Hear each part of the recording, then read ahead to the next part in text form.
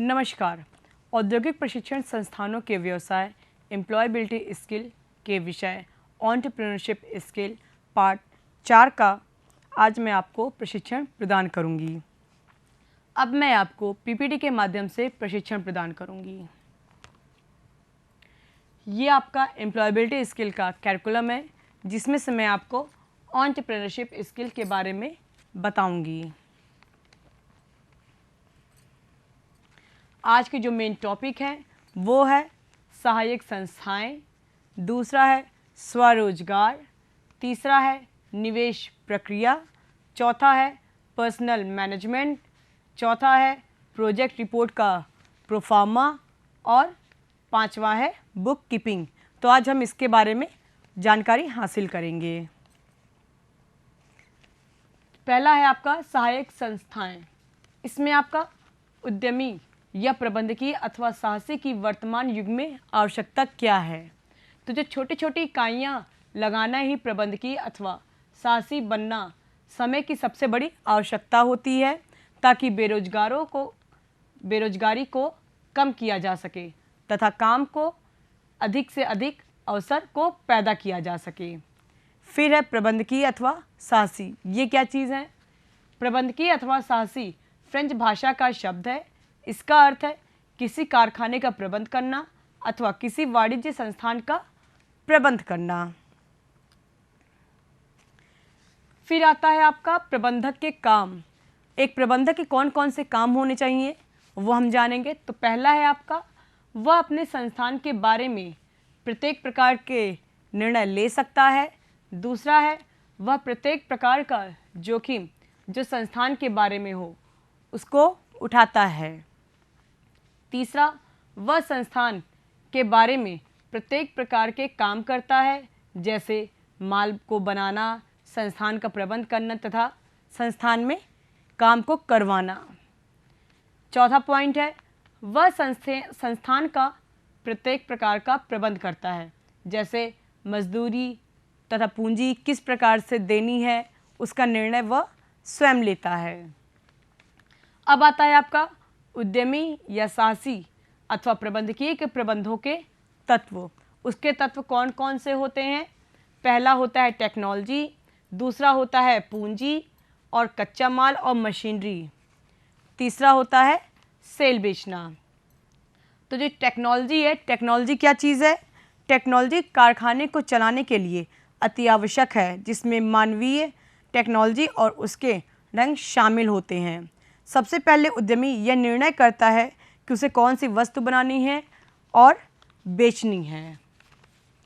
उसके अकॉर्डिंग ही वो अपनी टेक्नोलॉजी का प्रयोग कर सकता है। दूसरा है पूंजी और कच्चा माल और मशीनरी। उद्यमी के लिए कारखाना या कोई मशीन संस्थान चलाने के लिए पूंजी अथवा धन सबसे आवश्यक पहलू है। इसमें पूंजी निवेश, कच्चा और पक्का माल, मशीनरी, प्लांट और औजार शामिल होते हैं। तीसरा है सेल यानी बेचना। तो व्यवसाय करने में प्रबंधक के आगे कठिनाई आती है माल को बेचना। कौन सी कठिनाई आती है? माल को बेचना। इसलिए अपनी सेल को बढ़ाने के लिए वह सेल्समैन और कमीशन एजेंट नियुक्त करता है, जिससे उसकी सेल को बढ़ावा मिल सके। फिर आता है आपका प्रबंधकीय जोखिम। जोखिम कौन कौन से होते हैं, उसको कौन से लेने पड़ते हैं? जैसे पहला है मांग का गलत अनुमान लगाना। किसी ने कोई रिक्वायरमेंट दी है और हम किसी दूसरे रिक्वायरमेंट के अकॉर्डिंग जब माल को तैयार करते हैं तो उससे हमारा जो प्रोडक्शन होता है, जो कंपनी होती है, उसको नुकसान होता है। दूसरा है मंडी में मुकाबले की रुचि होना। तीसरा है कई बार विद्युत शक्ति की कमी होना या कच्चे माल का न मिलना तथा अनुभवी श्रमिकों की कमी होना। चौथा है हड़ताल तथा आंदोलन का भय होना। पांचवा है कई बार गलत निर्णय लेने पर हानि उठानी पड़ती है। इसके बाद आता है आपका प्रबंधकीय अथवा साहसी की विचारधारा। तो प्रत्येक संस्थान को चलाने के लिए जो पहलू हैं वो कौन कौन से पहलू हैं? पहला है आपका भूमि, मजदूरी, पूंजी, ये तीनों चीज़ें होनी ज़रूरी होती है। फिर है साहसी अथवा प्रबंधकीय होने की मुख्य आवश्यकता क्या है? तो जो आधुनिक युग में बेरोजगारी, नौकरी के कम अवसर मिलना ही साहसी अथवा प्रबंधकीय को उकसाते हैं ताकि वह अपने काम के अवसर को खुद तलाश सके। आधुनिक आर्थिक तथा भौतिकवादी युग में साहसी अथवा प्रबंधकों का होना मुख्य आवश्यक होता है। फिर है उद्यमिता के मुख्य उद्देश्य। उद्देश्य में क्या है? व्यवसाय का ठीक प्रकार से चुनाव करना हमारे जीवन का एक महत्वपूर्ण उद्देश्य है, जिसके लिए उद्यमी में निम्न उद्देश्यों का होना आवश्यक होता है। वो कौन से उद्देश्य हैं? अवसर की प्राप्ति, नव परिवर्तन और जोखिम उठाने वाला है। ये तीनों पॉइंट्स होने चाहिए उसके अंदर। फिर है स्वरोजगार और उसकी आवश्यकता व रोजगार का अर्थ। तो स्वरोजगार अर्थात एंटरप्रेन्योर फ्रेंच भाषा का शब्द है। इसका अर्थ एक ऐसा व्यक्ति है जो काम और धंधे को चलाता है। इस प्रकार यह एक ऐसा व्यक्ति होता है जो अपनी पूंजी से स्वयं काम चलाता है। बेरोजगारी की बढ़ती हुई समस्या के समाधान के लिए स्वयं के लिए नौकरी पैदा करना, जो किसी विकास कार्य अथवा व्यवसाय में लगे अथवा रोजगार पर लग जाने को स्वरोजगार कहते हैं। फिर है स्वरोजगार की आवश्यकता। इसकी आवश्यकता क्यों है? तो जो आज की बढ़ती हुई जनसंख्या के कारण व्यक्तियों को सरकारी नौकरी नहीं मिल पाती है और प्रत्येक व्यक्ति को अपना जीवन चलाने के लिए अपना काम करने की आवश्यकता पड़ती है और अपने ही काम में रोजी रोटी कमाने के लिए कठिन परिश्रम करना पड़ता है। फिर आता है आपका स्वरोजगार के क्षेत्र। स्वरोजगार के क्षेत्र कौन से हैं? जैसे आपका कढ़ाई बुनाई, लघु उद्योग, दुकानदारी, प्रॉपर्टी डीलर, बीमा एजेंट, फोटोग्राफी, डिज़ाइन बनाना, पत्रकारिता, पेंटिंग बनाना, ये सब आपके स्वरोजगार के क्षेत्र हैं। इनमें आप किसी प्रकार का बिजनेस शुरू करते हैं। ये छोटे पैमाने पर किया जाता है। फिर आता है स्वरोजगार के लाभ व हानियाँ। स्वरोजगार के लाभ क्या हैं और हानि क्या है? तो पहले हम जानेंगे कि इसके लाभ क्या हैं। लाभ में पहला आएगा आपका स्वरोजगार वाला अपने काम का स्वयं का मालिक होता है। वह स्वयं का मालिक होता है स्वरोजगार में। दूसरा, वह अपने रचनात्मक विचारों को व्यवहारिक तौर पर लागू कर सकता है। तीसरा, वह स्वतंत्र होता है, उसे पूरी फ्रीडम होती है कोई भी डिसीजन लेने का, कोई भी निर्णय लेने का। फिर आता है स्वरोजगार की हानियाँ। हानियाँ क्या हैं? स्वरोजगार में जोखिम उठाना पड़ता है, उसको रिस्क टेकर खुद ही होना पड़ता है। दूसरा, उसको अपने कामों तथा संस्थान की स्वयं जिम्मेदारी निभानी पड़ती है। तीसरा, उसकी आय निश्चित नहीं होती है, उसको कभी ज़्यादा आमदनी भी प्राप्त हो सकती है और उसे कभी कम आमदनी का भी सामना करना पड़ सकता है। फिर है स्वरोजगार की सरकारी योजनाएं। सरकारी योजनाएं क्या क्या हैं? पहला है आपका शहरी गरीबों के लिए स्वरोजगार कार्यक्रम। शहरी गरीबों के लिए स्वरोजगार कार्यक्रम क्या क्या हैं? इस योजना के अंतर्गत जो छोटी परियोजनाओं के लिए 5,000 रुपये तक का ऋण दिया जाता है और इस योजना में एक परिवार के एक से अधिक सदस्यों को 5,000 रुपये तक का ऋण दिया जाता है। दूसरा है शिक्षित बेरोजगार युवकों के लिए स्वरोजगार बनाना। शिक्षित बेरोजगार युवकों के लिए स्वरोजगार बनाना योजना। इसमें प्रार्थी की आयु 18 से 35 वर्ष के बीच होनी चाहिए। वह हाई स्कूल पास हो या उसने किसी औद्योगिक प्रशिक्षण संस्थान से प्रशिक्षण प्राप्त किया हो, या फिर और प्रार्थी की पारिवारिक आय 10,000 रुपये से अधिक नहीं होनी चाहिए। और इसमें प्रार्थी को जो उद्योग स्थापित करना चाहता है उसे 35,000 रुपये, 25,000 रुपये तथा 10,000 रुपये तक का ऋण दिया जा सकता है। तीसरा है आपका स्वरोजगार की अंतर्राज्यीय ब्याज दर योजना। इस योजना के अंतर्गत ऋण की अधिक से अधिक राशि 5,000 रुपये तथा कार्यकारी पूंजी की सीमा 1,500 रुपये तक होगी। उच्च शिक्षा प्राप्त कर रहे जो विद्यार्थी जिन्हें वजीफ़ा आदि नहीं मिल पा रहा है उनको 25,000 रुपये तक का ऋण मिल सकता है। उसके अलावा इस योजना के अंतर्गत ऋण पर केवल 4% दर के हिसाब से ही ब्याज लगाया जाएगा। उसके अलावा महिला आश्रम तथा अनाथ आश्रम अपने बेचने वाले पदार्थों के लिए ऋण ले सकते हैं। उसके बाद आता है आपका प्रधानमंत्री रोजगार योजना। प्रधानमंत्री रोजगार योजना, तो इसमें प्रधानमंत्री की योजना क्या क्या है?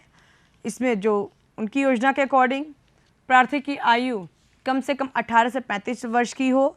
इस योजना के अधीन प्राप्त ऋण से प्रार्थी अपने उद्योग अथवा व्यापार का विस्तार कर सकता है और प्रार्थी जिसने किसी औद्योगिक परीक्षा संस्थान में व्यावसायिक शिक्षा या हाई स्कूल की परीक्षा पास की हो वह इस योजना के अधीन लाभ ले सकता है। ये सारी थी योजनाएं। अब इसके बाद आता है आपका भारतीय अर्थव्यवस्था में लघु क्षेत्र का महत्व और इसके प्रभावशाली विकास के कारण। वो क्या है? पहला है, सरकार ने राष्ट्रीय औद्योगिक नीति के अंतर्गत कुछ मदों के माल और साधन बनाने के अधिकार केवल स्मॉल स्केल इंडस्ट्री को दिया है। दूसरा, कम पूंजी लगाने की छूट उद्यमिता की भावना से प्रोत्साहित करना। तीसरा पॉइंट है, केंद्र तथा राज्य सरकारें तकनीकी तथा अन्य प्रत्येक क्षेत्र में प्रभावशाली सहयोग निर्देश दे रहे हैं। उसमें आपका पहला आएगा लघु उद्योग। ये लघु उद्योग क्या है? इस उद्योग की कुल पूंजी 35 लाख तक होती है। यह मशीनरी सामान आदि के रूप में होती है। दूसरा है सहायक उद्योग। इसमें मशीनरी तथा अन्य सारा सामान 45 लाख रुपए तक होता है और यह किसी बड़े उद्योग को हिस्से के पुर्जे तैयार करके देता है। तीसरा है बिल्कुल छोटे उद्योग। इसमें प्लांट, मशीनरी तथा अन्य सामान पर 2 लाख रुपए तक लगे होते हैं। उसके बाद आता है आपका जिला उद्योग केंद्र। जिला उद्योग केंद्र ये लघु, ग्रामीण तथा घरेलू उद्योगों के विकास के लिए इनकी स्थापना की गई है, जिसमें उद्यमियों को उनके विकास के लिए आवश्यक जानकारी दी जाती है। फिर है सहायक उद्योगों का विकास एवं उपसंविदा केंद्र। इसमें सहायक उद्योगों को राष्ट्रीय लघु उद्योगों के निगम की निम्न सुविधाएं देते हैं। पहला है देशी तथा विदेशी मशीनरी किस्तों पर खरीदना। दूसरा, कमी वाले कच्चे माल की सप्लाई करना तथा बने माल को बेचने के लिए मार्केट की तलाश करना। उसके बाद आता है औद्योगिक बस्तियां। इसमें जहां भी छोटे उद्योग स्थापित हो जाते हैं तो इनको काम करने के लिए बहुत सारे कारीगर व मजदूरों को बुलाया जाता है। फिर है राष्ट्रीय लघु उद्योग निगम। इसे कौंसिल NSIC के नाम से पुकारते हैं। अगला है बीज सीमांत धनराशि योजना। इस योजना के अंतर्गत लघु उद्योग को प्रोत्साहित करने के लिए तथा नई योजना बनाने के लिए इस स्कीम को चालू किया जाता है। इन योजनाओं के लिए GIDBI प्रत्यक्ष रूप से सहायता देती है। इसके बाद लघु उद्योग को निम्नलिखित संस्थाएं ऋण देती। वो कौन कौन सी संस्थाएं हैं? उसमें आपका state financial corporation, national small industries corporation, state director of industries, commercial bank, industrial development, bank of India, national bank for agriculture and rural development और स्मॉल इंडस्ट्रीज डेवलपमेंट। ये सारे जो संस्थाएं हैं जो इन छोटे छोटे जो बिजनेस करते हैं उनको ऋण देती है। इसके बाद लघु उद्योग के लिए जो मंडी में प्रवेश करते समय जो मुख्य समस्याएं होती हैं और सरकार द्वारा जो शुरू की गई सहायता है, योजनाएं हैं, उनके बारे में बताएंगे। तो उसमें कौन कौन से हैं? पहला है पैदावार, कीमत और मंडियों के बारे में पूरी जानकारी ना होना। दूसरा है तकनीकी ज्ञान को व्यावहारिक रूप में ना दे सकने की कमी। तीसरा है मंडी में पूरी जानकारी और परिचय की कमी होना। चौथा है कुशल सेल्स सेवा की कमी। पांचवा है कुशल वितरण प्रणाली की कमी। फिर है सरकार द्वारा शुरू की गई कुछ योजनाएं हैं, वो कौन कौन सी योजनाएं हैं? पहला है प्रमोशन प्रोग्राम, दूसरा है रेगुलेटरी प्रोग्राम और तीसरा है सीधा सहायता प्रोग्राम। इसके अतिरिक्त कुछ लघु उद्योग हैं जिनको निम्न ढंग से भी बेचा जा सकता है। वो कौन कौन से हैं? उपभोक्ता को सीधे वस्तु बेचना है, जो हम डायरेक्टली वस्तु को बेच सकें। दूसरा है उपभोक्ता को सरकार द्वारा वस्तु बेचना, मतलब कुछ ऐसी चीज़ें होती हैं, कुछ ऐसे प्रोडक्ट होते हैं जिनको हम सरकार को देते हैं, उसके बाद फिर सरकार उन्हें गवर्नमेंट कंपनी से बिचवाती है। तीसरा है लघु उद्योगों द्वारा सामान बनाकर बड़े उद्योगों को बेचना। जो छोटी छोटी कंपनीज होती हैं, जो छोटे छोटे उद्योग होते हैं, वो अपने प्रोडक्ट तैयार करके वो बड़े कंपनियों को देते हैं और उसके बाद फिर बड़ी कंपनी उसको सेल करते हैं। फिर है केंद्रीय सरकार के भंडार खरीद कार्यक्रम। ये क्या चीज़ है? इस कार्यक्रम के अंतर्गत केंद्र सरकार लघु उद्योगों की बनी हुई वस्तुओं को अधिक से अधिक खरीद रही है।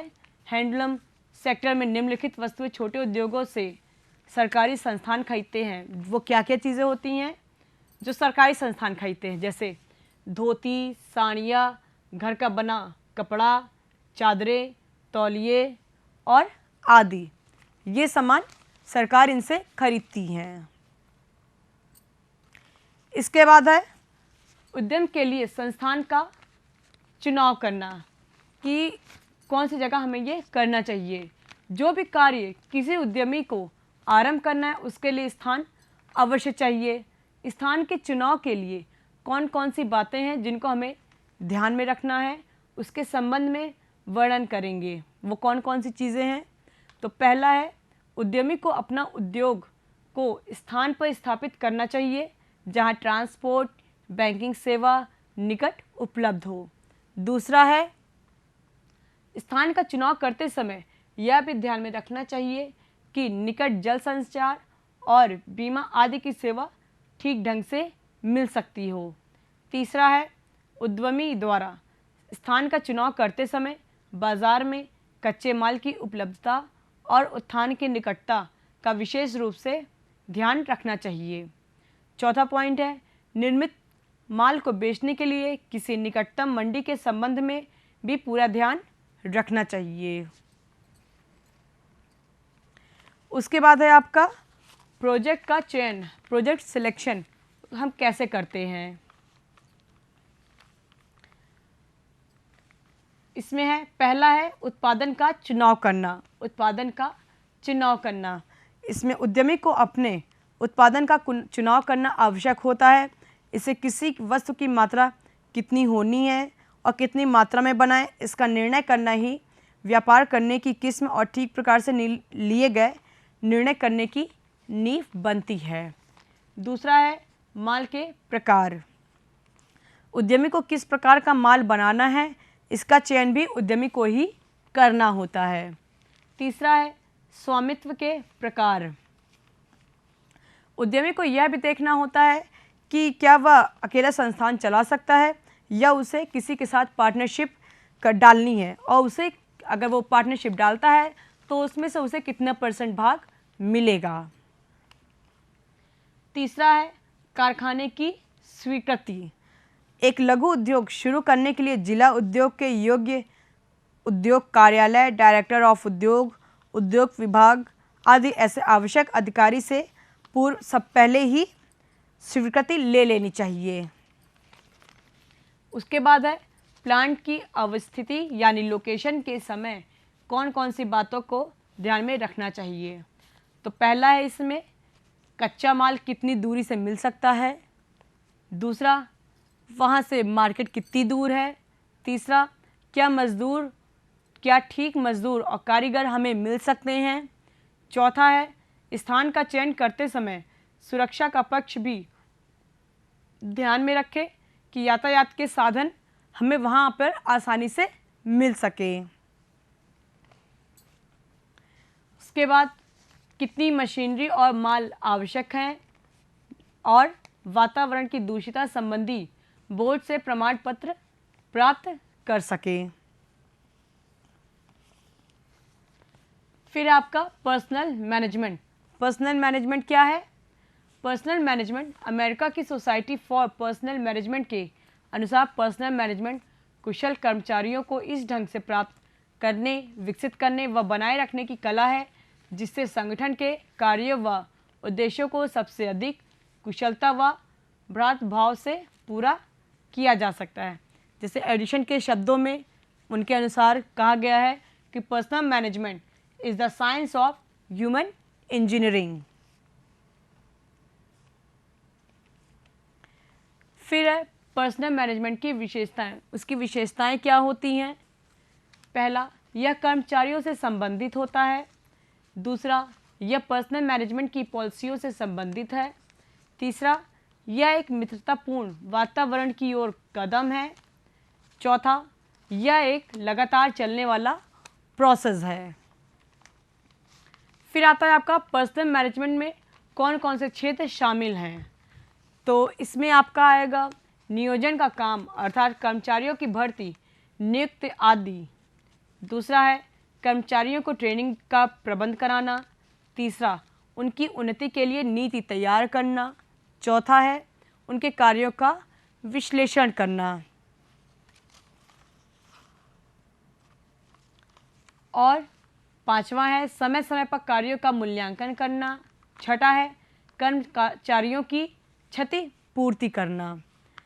इसके बाद आता है आपका प्रोजेक्ट रिपोर्ट का प्रोफार्मा कि अगर हम कोई प्रोजेक्ट तो तैयार करें तो उसका हमें प्रोफार्मा कैसे तैयार करना है। तो एक प्रोजेक्ट रिपोर्ट प्रोफार्मा को में 8 खाने होते हैं जो निम्नलिखित होते हैं। उसमें हमें क्या क्या चीज़ें देखनी होती हैं। उसमें हमें साधारण परिचय यानी कंपनी का हमें साधारण परिचय देना होता है कि हम कौन सी कंपनी की स्टार्ट कर रहे हैं, किस चीज़ की स्टार्ट कर रहे हैं, तो उसके बारे में हमें बताना होता है। दूसरा है प्रस्तावित योजना का विवरण ये और उत्पादन या सर्विसिंग। जो बिज़नेस हम शुरू करने जा रहे हैं उसका हमें उसमें पूरा विवरण लिखना होता है। तीसरा है बाज़ार अध्ययन या योजना की लागत। हमें मार्केट पूरा सर्वे करना होता है और हम उस बिज़नेस को स्टार्ट करने में कितना पूंजी लगा रहे हैं उसके बारे में पूरा विवरण होना चाहिए। चौथा है वित्तीय साधन। हमारे पूंजी के कौन कौन से साधन हैं, किस प्रकार से हम उसमें इन्वेस्ट कर सकते हैं, उसका पूरा डिटेल होना चाहिए। फिर है बिक्री राजस्व। उसके बाद है योजना लाभ या हानि विवरण। फिर है पूरक विवरण और लास्ट में है संदर्भ। तो इन 8 जो खाने हैं, इन 8 पॉइंट्स को हमें ध्यान में रखते हुए अपना प्रोजेक्ट का परफॉर्मेंस तैयार करना चाहिए। फिर है वित्तीय प्रबंध के उद्देश्य। वित्तीय प्रबंध के उद्देश्य क्या हैं? एक संस्थान के कार्यालय में वित्तीय प्रबंध करने के मुख्य उद्देश्य हैं जो कि एक उद्यमी को दृष्टिगोचर रखने चाहिए, जो निम्नलिखित हैं। पहला है धन का सुयोग्य एवं उचित प्रयोग किया जाए ताकि उससे अधिक से अधिक लाभ उठाया जा सके और उन्नति की ओर अग्रसर हो।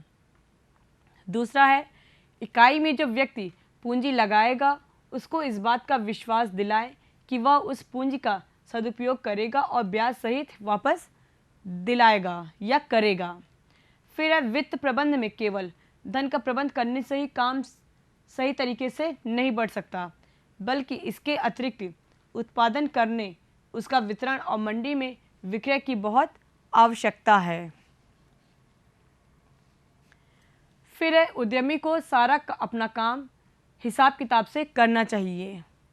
उसमें नगद पेमेंट कर सकने के लिए, उन्नति का संतुलन बनाए रखने के लिए। दूसरा है सिक्योरिटी और बीमा पॉलिसियों की संभाल के लिए। तीसरा है नए वित्त के प्रसार और ठीक हिसाब किताब रखने के लिए। चौथा है सभी वस्तुओं का रिकॉर्ड रखने के लिए और आवश्यकता के समय रिपोर्ट तैयार कर सकने के लिए।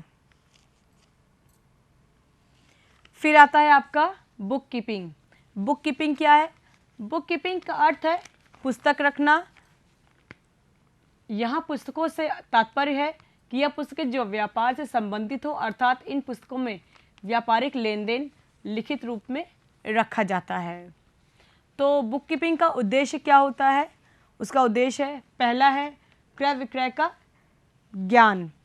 क्रय विक्रय का ज्ञान लेखा पुस्तकों की सहायता से इस बात का पता चलता है कि निश्चित समय में व्यापारी ने कितना माल खरीदा है और कितना बेचा है।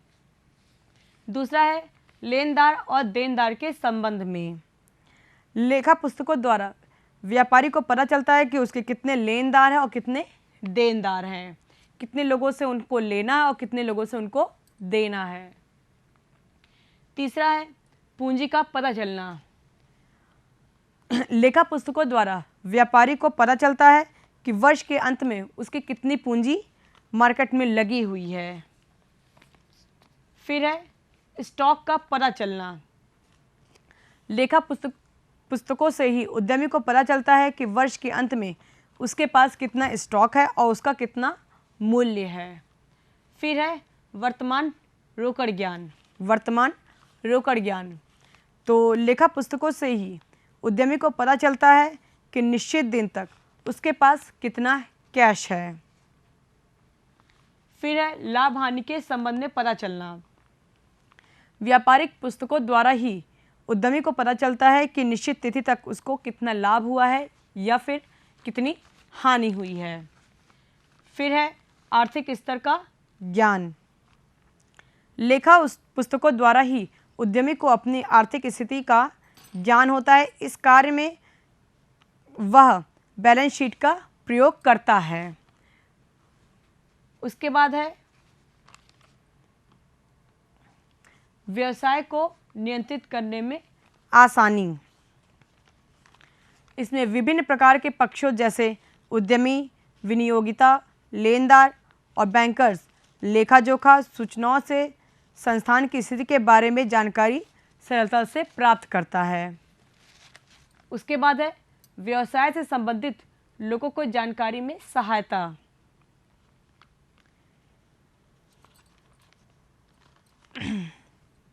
व्यवसाय से संबंधित लोगों को जानकारी में सहायक। तो इसमें विभिन्न प्रकार के पक्षों जैसे उद्यमी, विनियोगिता, लेनदार और बैंकर्स लेखा जोखा सूचनाओं से संस्थान की स्थिति के बारे में जानकारी सरलता से प्राप्त कर सकते हैं। उसके बाद है आयकर निकालने में आसानी। आयकर निकालने में आसानी लेखा पुस्तकों के आधार पर ही उद्यमी अपनी आय को निकालता है और उस पर ही उसे आयकर आदि देना पड़ता है। उसी के अकॉर्डिंग ही वह जो उनके यहाँ वर्कर्स होते हैं, जो लोग काम करते हैं, उनकी वो सैलरी उसी से ही डिफाइन करता है। अब आता है आपका बुक कीपिंग के लाभ। लाभ क्या है? पहला है आयकर और बिक्री कर लगाने में आसानी रहती है। दूसरा है यदि एक उद्यमी को यह पुस्तकें अदालत में दिखाने की आवश्यकता पड़ जाए तो वह वहाँ यह आर्थिक गवाह का कार्य कर सकती है। तीसरा है आवश्यकता पड़ने पर यदि लेखा याद भी ना हो, हिसाब निकाल कर देखा जा सकता है। चौथा है उद्यमी को अपने व्यापार संबंधी ठीक ज्ञान होने से बहुत सहायता प्रदान करता है। फिर है यदि किसी उद्यमी ने किसी से पैसे लेने हो तो वह गवाह के रूप में पुस्तकें अदालतों में दिखाकर अपना कर्ज वसूल कर सकता है। फिर है लाभ या हानि खरीद बेच के विषय में उद्यमी को ठीक ज्ञान रहता है। तीसरा है रोकड़ और बैंक में शेष बची पूंजी का ज्ञान होता है और रुपए के भुगतान और प्राप्ति की मात्रा का पूरा ज्ञान रहता है। कितना माल और अन्य संपत्तियां व्यापार में मौजूद हैं उसके बारे में उससे पूर्ण जानकारी प्राप्त होती है। फिर है व्यापार की आर्थिक दशा का ज्ञान। नेक्स्ट है यह पुस्तक के गबन करने पर रोक लगाने में सहायक होती है। उसके बाद लास्ट पॉइंट है, सरकार को उद्यमी की पूंजी और कार्य संबंधी ज्ञान प्राप्त हो सकता है। तो आज मैंने एंटरप्रेन्योरशिप स्किल पर आपको जो प्रशिक्षण प्रदान किया है, आशा है आपको यह प्रशिक्षण भविष्य हेतु मददगार होगा। तो आज के प्रशिक्षण का जो सारांश है, जो मैंने आज आपको बताया है, वो है सहायक संस्थाएं, दूसरा है स्वरोजगार, तीसरा है निवेश प्रक्रिया, चौथा है पर्सनल मैनेजमेंट, पांचवा है प्रोजेक्ट रिपोर्ट का प्रोफार्मा और छठा है बुक कीपिंग। तो इनके बारे में मैंने आज आपको बताया है। मुझे उम्मीद है कि आपको ये सारे पॉइंट्स अच्छे से समझ में आए होंगे। प्रयुक्त संदर्भ मैंने ई book employability skill NSQF published by national instructional media institute के द्वारा ली है। धन्यवाद।